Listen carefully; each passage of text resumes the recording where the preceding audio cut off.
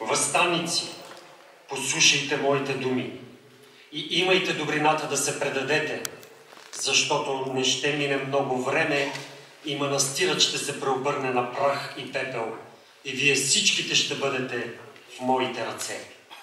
Възлъбаша, 6 май 1876 година.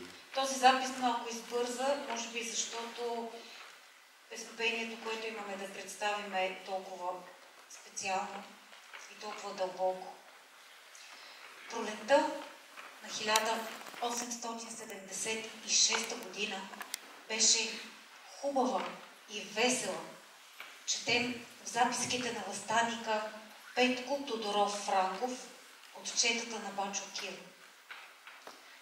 28 април 280 въстаници тръгват към Балкана. Дъжд. Нощта е тъмна. Превиват се от тежкия товар на оръжията. След цяла нощ преход, утрото донася лоша вест. По петите ги следва 11 000 турска армия. В 9 сутринта успяват да стигнат Дряновския манастир. При манастира битката трае 9 дни. Освен Башибозука, в нея участва няколко хилядна войска от Шуменската крепост, доведена от генерал Фазла Паша. Между пашата и въстаниците са разменени няколко писма. Въстаници, послушайте моите думи и имайте добрината да се предадете, защото не ще мине много време и манастирът ще се преобърне на прах и пепел и вие всичките ще бъдете в моите ръце. Фазла Паша, 6 май 1876 година.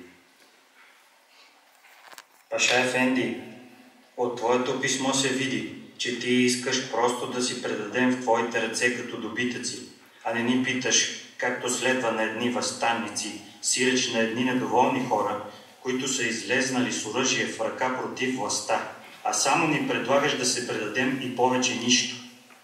Ти трябва да знаеш, че ние сме се повдигнали против турската несправедлива власт с оръжие, не да се предаваме във вашите ръце доброволно, а ще се бием до последната си капка кръв в защита на свободата, която вие ни грабнахте немилостиво, и всички сме се решили да измрем в името на милото си отечество България. А вие ще отговаряте пред образована Европа за вашия постъпък. Въстаниците в Дряновския манастир. Щом пратеникът донесе нашето писмо, то Фазла Паша, като го прочел, види се, че се е разлютил много и се чу военната тръба да затръби на Юруш. В този час бардата и скалите почерняха от турска войска. Куршумите започнаха да падат по покрива на манастира и керамидите се изпотрошиха. Боят от минута на минута вземаше все по-широки размери.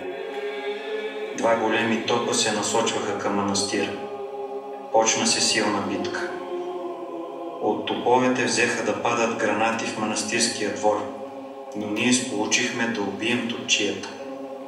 Сетне те сполучиха да пробият голямата манастирска врата и събориха горния кат на стаите. После събориха и черковните кубета и гранатите почнаха да падат на останалите стаи. Като хвърлиха около 75 гранати, то тия сполучиха да запалят и стаята, в която бяха Бачо Киро и даскал Васил Неделчев. Манастирът плама, всички, и пламъкът от минута на минута се увеличаваше, а един от нашата дружина, като искаше да насърчи в синца ни, почна да пее стара черковна песен.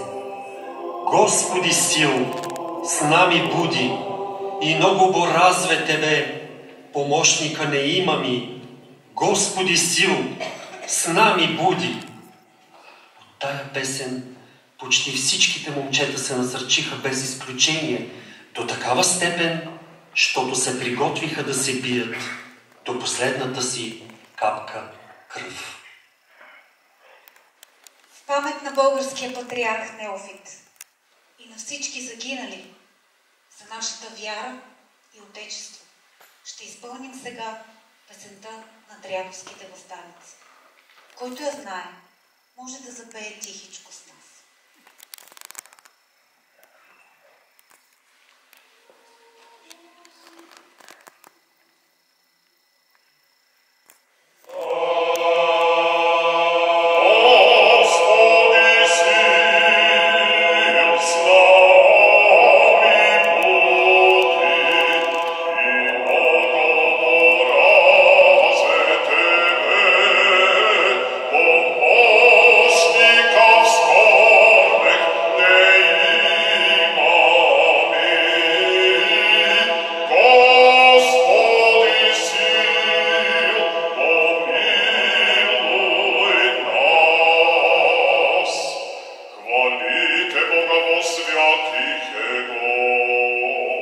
Хвалите го в утверждение.